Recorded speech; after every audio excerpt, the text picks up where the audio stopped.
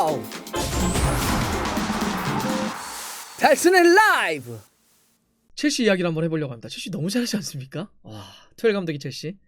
램파드 감독 때를 떠올려보면 이건 뭐 이런 대반전이 있을 수 있지? 완전 다른 팀? 완전 다른 내용과 결과 좀 다 가져오고 있으니까요. 램파드 감독 시절에 어려웠죠. 네. 물론 램파드 감독이 처음에 지휘봉을 잡고는 괜찮게 했는데 올 시즌 여름에 돈을 정말 엄청나게 들여가지고 대형 보강을 했는데 안 됐습니다. 기대가 컸기 때문에 더 실망감이 좀 컸고 실제 순위도 뭐 10위? 막 이 정도로 막 내려오다 보니까 램파드 감독이 더 버티기 좀 어려웠었죠. 베르너 뭐냐? 쟤 뭔데 골 못 넣어? 돈 얼마나 줬는데? 독일 무대에서 어떻게 잘했던 거야? 뭐 이런 얘기도 있었고. 하베르츠의 뭐 최적의 포지션은 뭐야? 어디다 갖다 놔야 돼? 사실 베르나하고 하베르츠 같은 경우는 전술을 좀 타는 선수이기 때문에 정말 잘 써야 되는 칼이거든요. 근데 최적의 어떤 그 포지션을 찾기 좀 어려운 것도 있었고, 뭐 부상 악재도 있었죠. 뭐 지으라든지 이런 선수들이 좀 부상으로 좀 잘 못 뛰다 보니까 이런 악재들이 좀 있었는데, 근데 그럼에도 불구하고 선수단 뎁스가 다른 팀들에 비해서는 두꺼웠기 때문에 그래도 해냈어야 되는 거 아니야? 있었는데 램파드가 그 조합을 찾지 못했습니다. 그래서 첼시 팬들에게 사실 그런 것도 있었죠. 뭐 그래도 레전설인데 잘해주길 좀 바랬는데 좀 안 되니까 아픈 손가락처럼 결국은 이제 좀 물러났는데, 그리고 지휘봉을 잡은 투엘 감독이 시즌 도중에 팀을 사실 이렇게 바꾼다는 게 쉽지 않거든요. 시즌을 앞두고 온전히 한 시즌을 준비할 수 있는 뭐 여름이었다고 한다면 훈련도 하고 전술도 쭉 재비해가지고 한 시즌의 반전을 끌어낼 수도 있겠지만 시즌 도중에 딱 지휘봉을 잡아가지고 뭐 변화를 줄 수 있는 게 제한적이잖아요. 뭐 선수들을 내가 원하는 선수들로 싹 바꿀 수도 없고 시즌 도중이니까 뭐 전술적으로 완전 다르게 해가지고 가져가기도 쉽지 않은데 1월에 지휘봉을 잡아가지고 시즌 도중에 잡아가지고 투엘 감독이 완전 다른 팀, 완전 다른 내용, 완전 다른 결과를 끄집어내니까 이거 뭐지? 어떻게 이렇게 가져갈 수가 있지? 투엘 감독이 도대체 첼시에게 무슨 일을 벌인 걸까? 그것도 시즌 도중에. 물론 이제 이런 얘기를 하시는 분들도 계세요. 그거 감독 바뀌면 순간적으로 이렇게 선수단이 잘해야 되겠다 해가지고 각성한다 그러잖아요. 순간적으로 잘하는 거 아닙니까? 감독 교체 효과, 마술 지팡이 효과 아닙니까? 근데 그렇게 얘기하기에는 너무 꾸준히 잘해줘요. 투엘 감독이 첼시가. 네. 그렇게 얘기하기에는 좀 그럴 것 같아요. 이건 뭔가 있어요. 투엘 감독이. 자, 일단 정말 투엘 감독 첼시가 챔피언스리그 4강. 이게 사실 크잖아요. 램파드 감독 때는 사실 이렇게 이건 상상도 못했던 거거든요. 그 첼스로, 우리 첼시 로버스의 구단주님 수령 있잖아요. 수령도 놀랍다고 이게 어떻게 된 일이냐, 이게 도대체 무슨 일을 투엘 감독이 했길래. 램파드 감독 말미에 저희가 막 전화 연결해가지고 들었었는데 그때는 막 속 아프면서도 막 우리 첼시가 어떻게 될까 막 이러셨는데 투엘이 이렇게까지 만들어올 줄 몰랐다. 챔스 4강이라니. 아마 첼시 팬들의 마음도 좀 비슷할 거라 봅니다. 오래간만에 첼시가 4강 올라간 거예요. 7년 만이죠.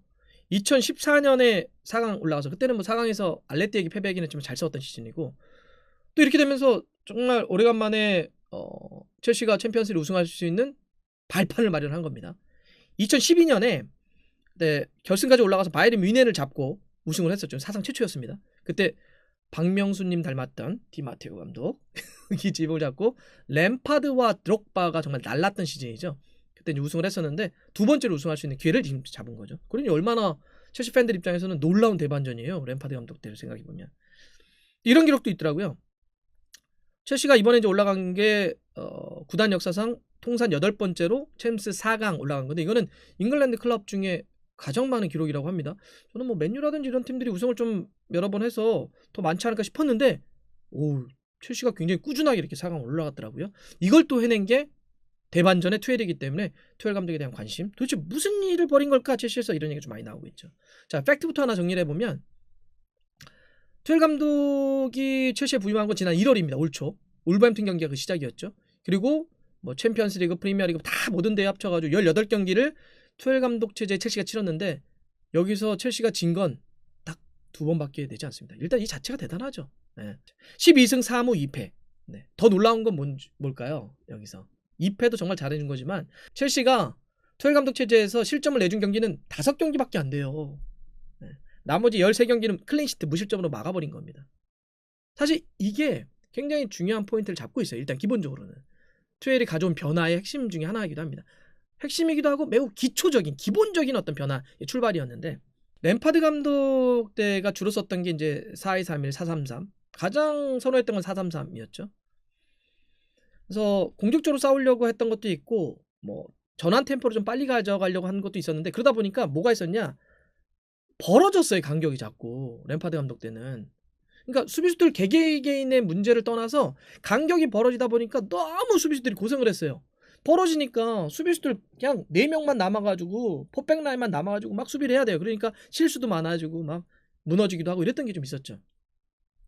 그래서 아스날이나 맨시티에게 뭐 3골 막 내주고 전체로 수비가 좀 불안하고 무너졌던 측면. 와, 근데 직관적으로 투엘 감독이 이걸 오자마자 바꿔버리더라고요. 무슨 얘기냐, 백포를 오자마자 백3로 바꿔버리잖아요. 3백으로 딱 바꿔버립니다. 그러면서 3-4-2-1로 바꾸는데, 저는 이게 그 투엘 감독 혁신의 기초공사라 봅니다. 그 시작이었어요.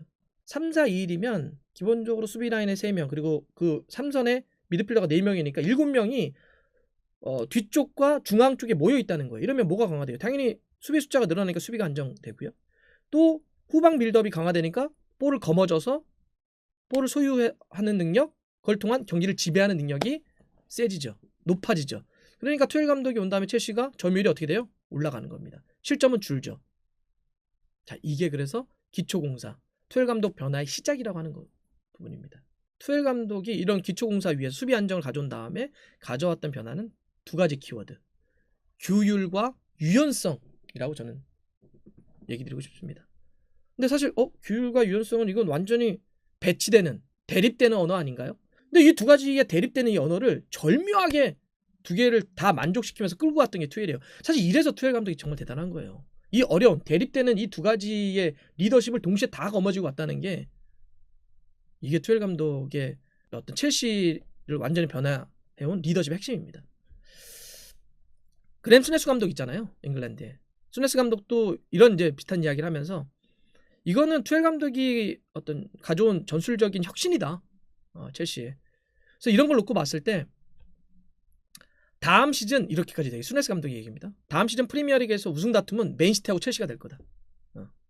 왜냐하면 과르디올라 감독도 이런 전술적인 혁신을 기반으로 해서 우승이라고 하는 팀을 만들었고, 지금 시즌 도중에 와가지고 이런 전술적인 혁신을 가져오면서 팀을 이끌어 왔던 투엘 감독을 보면, 첼시는 다음 시즌 분명히 처음부터 출발한다면 우승 싸움을 할 수 있을 거야 라고 얘기를 하는 거죠. 일단 램파드 감독부터 좀 가봐야 될 것 같은데, 램파드 감독의 첼시의 마지막 프리미어리그 경기가 레스터 경기였어요. 0-1로 졌던 경기. 이때가 4-3-3이었는데 전방에 3위 에브람과 플리시과 오도이, 허리 쪽에 3위 마운트와 하베르츠와 코바치치, 백포가 벤츠렐, 티아고 실바, 리디거, 리스 제임스, 맨디였습니다. 그래서 투엘 감독의 프리미어리그 첫 경기 울버햄튼 경기가 3-4-2-1, 지루, 지에으, 하베르츠, 7월 코바치치, 조르지뉴, 오도이를 오른쪽으로 갖다 놨었죠. 그다음에 수비는 이제 백스리가 티아고 실바, 리디거, 아스플리쿠에타가 약간 투엘 감독에게는 페르소나 같은 그런 이제 존재였는데, 그다음에 맨디, 이렇게 변화를 가져오면서 아까 말씀드렸던 것처럼 확실히 수비 쪽에 3과 4를 놓으면서 수비 안정과 더불어서 후방 빌드업 점유율을 높였다, 알 수가 있겠죠. 그 다음에 이제 규율이라고 하는 측면, 제가 규율과 유연성을 말씀드렸는데, 규율은 어떻게 해석할 수 있냐면, 이 3-4-2 체제로 가져간다면 이거는 꾸준하게 이 포메이션을 지킵니다. 이 질서, 한번 정해놨던 이 포메이션을 계속 가져가요. 꾸준하게, 지속적으로. 지난 새벽에 포르투갈 경기 때 한번 볼까요? 어떻게 되는지. 그때도 역시 3-4-2-1은 지킵니다. 자, 최전방에 하베르츠, 그다음에 그 바로 아래는 플리시카, 마운트, 3선에는 벤츠렐, 캉테, 조르지뉴, 리스 제임스, 백스레, 티아고 실바, 리디가, 아스플리쿠에타, 이제 맨디 이렇게 쓰죠. 자, 이렇게 되면 어떻죠? 계속 3-4-2라고 하는 건 좀 지켜요. 이 포메이션을 기본적으로 지키는 동시에 또 뭐가 있느냐, 그 안에서의 역할에 대해서 또 분명히 합니다. 예를 들어서 아스플리쿠에타를 제가 페르소나라고 했는데, 아스플리쿠에타가 어떻게 움직이게 되는지, 백스를 가져가긴 하지만 실제로 오른쪽 측면에 있는 윙백과 더불어서 윙백의 움직임도 다 동시에 가져가게 되는 이런 서로의 약속이라든지, 아니면 베르너 사건도 있었는데, 베르너에게 잘 안 터지다 보니까 여러 변화들을 추구합니다. 그래서 베르너가 왼쪽을 좋아하긴 하지만 오른쪽으로 한번 배치해보자, 오른쪽에 한번 뛰어보자라고 했는데 경기 도중에 자꾸 바꾸니까 그렇게 하면 안 돼! 라고 아주 강하게 이 틀 안에서 움직일 것을 좀 강조했던 이런 모습 이라든지 또 이런 카리스마는 경기장 밖에서도 나타났던 게 있었는데 도중에 뭐 케파라든지 류디거가 갈등이 있었잖아요. 막 뭐 충돌했다. 이것도 정리해버리잖아요. 그리고 또 과감하게 지에르라든지 베르너 같은 선수들을 자기 질서에서 맞지 않으면 그냥 빼버리는 이런 결단력도 보여주거든요. 사실 굉장한 전술가이면서도 뭐 성격적으로 굉장히 또 강한 감독이기도 하는데 딱 뭔가 원칙을 정해놓고 그 안에서 벗어나게 되면 과감하게 과단성 있게 쳐버리는 이런 모습들도 있습니다. 물론 이건 이렇게 분석하는 것도 있어요. 램파드 감독은 자기 체제에서 돈을 엄청나게 주고 데려온 선수를 그렇게 쉽게 뺄 수 없다는 거죠. 아니 엄청난 돈을 주고 데려왔는데 베르너나 지에를 어떻게 빼요? 근데 투엘은 좀 다르죠. 내가 데려온 선수가 아니기 때문에 이거 갖고 실패했잖아. 난 이 선수 쓰지 않겠어. 이렇게 하는 측면도 있습니다. 하지만 어쨌든 자기가 만든 원칙과 그 질서 안에서 벗어나게 되면 과감하게 지적한다든지 빼버리는 이런 결단을 내렸다는 거죠. 그러면서도 또 하나 이제 그러면 유연성은 뭐냐는 거예요. 유연성은 상대에 따라서 변화를 정말 적절하게 주더라 이런 거예요. 포메이션은 이 질서 3, 4, 2를 유지했지만 상대의 피지컬적인 상대가 어느 쪽이 강하냐 이거에 따라서 뭐 윙백의 어떤 스타일들을 좀 바꿔준다든지 뭐 예를 들면 오도이라든지 아니면 왼쪽에 알론소나 뭐 벤치렐이라든지 이런 선수들을 바꿔주는 모습들 뭐 오도이도 예를 들면 이렇게 썼다가 위쪽에 쓰기도 하고 또 전방에 공격수 유형 베르너를 쓰기도 하고 지루를 쓰기도 하다가 또 퍼스트 나인처럼 하베르츠를 쓰기도 하죠. 그 전체 틀은 유지하면서도 계속해서 뭔가 좀 바꿔주는 이렇게 상황과 상대에 따라서 끊임없이 어떤 변화를 좀 가져가다 보니까 이게 어떤 효과가 있느냐 상대로 놓고 보면 3, 4, 2를 쓰는 건 알겠는데 계속 구성원들이 바뀌니까 뭔가 공략할 포인트가 상당히 어려운 거예요. 그리고 수비할 때는 대비할 수 있는 포인트가 상당히 어려운 거죠. 어떤 유형의 선수들이 어떻게 나올지 몰라요.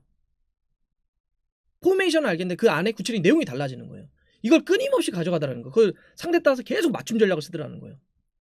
보면 계속 바뀌는 걸 알 수가 있어요. 사실 이거는 투엘 감독이 독일 무대에 있을 때도 그런 변화를 상당히 많이 가져가게 되죠. 물론 팀의 사정들이 달라서 좀 그런 구별해서 보긴 해야 되겠지만 사실 그런 식의 상황에 대한 대처 능력이 상당히 강한 감독이기도 합니다. 또 이거는 내부적으로는 어떠한 효과를 가져왔느냐 멤버를 너무 고정화시키면 물이 고여요. 고인물이 좀 됩니다. 근데 기본적으로 3, 4, 2를 지키긴 하지만 그 안에서 끊임없이 선수들을 바꿔주고 하다 보니까 내부의 어떤 경쟁 구도라든지 동기부여라든지 목표의식이 분명해지죠. 그러니까 선수들이 경기 때마다 훨씬 더 집중하는 모습들이 있어요. 내가 여기서 오도이가 처음에 좀 잘한다고 좀 생각을 했는데 오도이랑 몇 번 바꿔보더니 또 빼기도 하고 막 그러잖아요. 이러면 오도이도 긴장하는 거고 나머지 처음에 좀 자기가 백업에 있던 선수들이 올라와서도 와 나에게도 기회가 올 수 있어. 나도 온다면 그러니까 내가 더 열심히 해야 돼. 예를 들어서 뭐 부상 여파도 있었지만 그래서 지난 새벽에도 캉테 같은 선수를 보세요. 돌아오자마자 또 엄청나게 잘하고 플리식도 처음에 조금 기회가 이런다가 다 올라가지고 엄청난 활약을 하고. 그러니까 우리가 벤투 감독하고 좀 비교해보면 이해가 좀 쉬울 수 있는데 벤투 감독 같은 경우는 고정된 멤버를 가지고 전력을 극대화시켰다라고 하는 문제의식을 알지만 그 때문에 어떤 문제가 있느냐 나는 잘해도 못해도 선발이야. 난 잘해도 못해도 백업이야. 이렇게 되는 순간 팀의 경쟁 구도가 무너지면서 팀이 흔들릴 수 있거든요. 근데 투엘 감독은 그 기본적인 질서는 지켜서 계속 조직력과 전술의 완성도는 끌어올리면서도 그 안에서의 경쟁은 끊임없이 유도해요.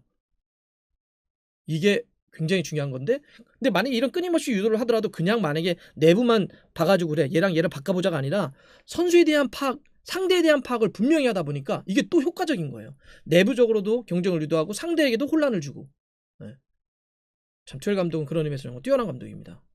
내부와 상대를 동시에 보면서 질서와 유연성을 동시에 가져간다는 이거 사실 말처럼 쉽지 않거든요. 물론 고비는 와요. 또 고비는 옵니다. 왜냐하면 투엘 감독이 이렇게 생각하는 것, 또 이렇게 축구를 하는 건 상대도 분석할 거 아니에요. 그러니까 끊임없이 싸우는 거예요. 근데 여기서 우리가 얻어야 될 교훈은 진짜 자기가 이렇게 좀 잘하다가 고이면 뒤처진다는 거죠. 공부하지 않으면 뒤처집니다. 트렌드에 끊임없이 자기가 쫓아가고 그걸 혁신하려고 들지 않으면 무너집니다. 이렇게 젊은 지도자들 외부에서 또 멋진 지도자들 능력 있는 지도자들 이런 사람들이 프리미어리그 막 모이는데 옛날 축구 고수하고 똑같은 축구 반복하면 안 된다는 게 어찌 보면 더 중요한 교훈이 되겠죠. 투엘 감독 진짜 대단하네요. 진짜 첼시 멋진 축구입니다. 예. 어디까지 갈 수 있을까요? 예. 중요한 경기 많이 남았는데 끝까지 좀 지켜보겠습니다. 재밌네요.